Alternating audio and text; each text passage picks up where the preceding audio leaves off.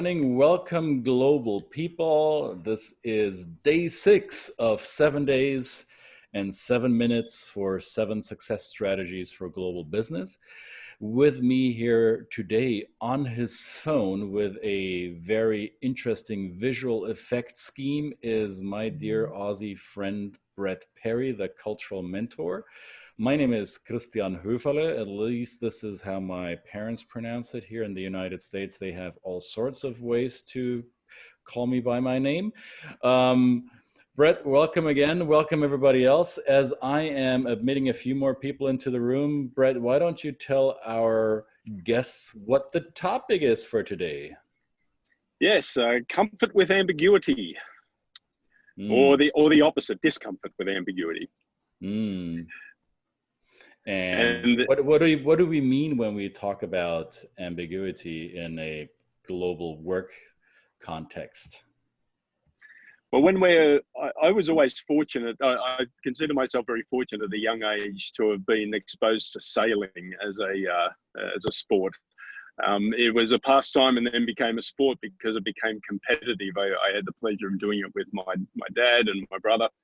One of the things that you do when you're a sailor is that you turn up in the morning. It's usually very early in the morning. You rig your boat. You're given a layout of the course that exists in some kind of space on the water, and then you get yourself all kitted up and ready to go. And in race mode, you push your little craft from the shore with the full intention that you have the course plotted out and you know where you're going to be and which direction you're going to go.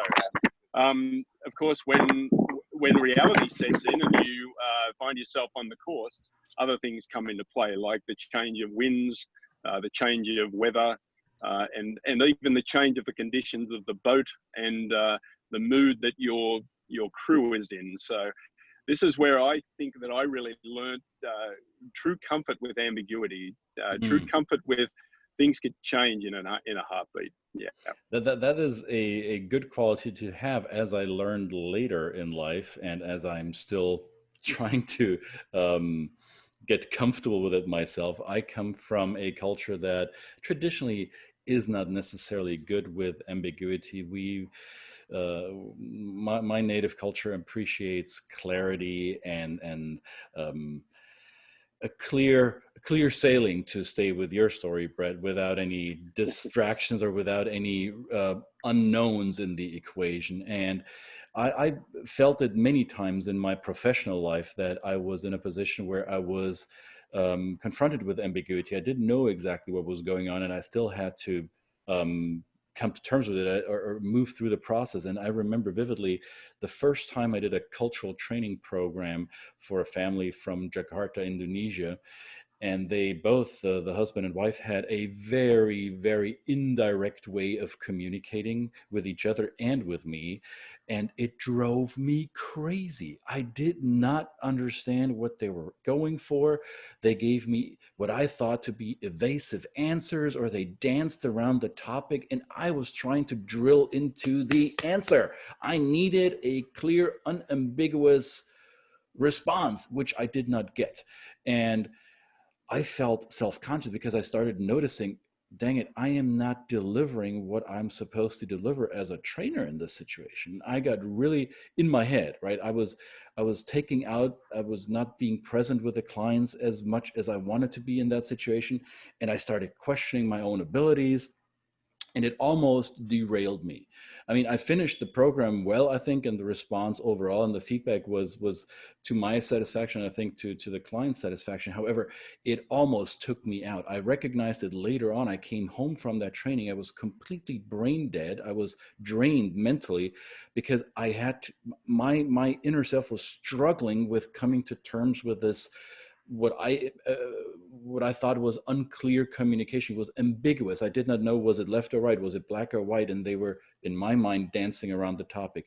And only throughout the program and making myself aware of my own limitations did I slowly recognize what was going on. It wasn't them, it was me. So discomfort with ambiguity may really hurt your business on a global scale if you come, like me, from a culture that values unambiguous communication, unambiguous situation as much as we do.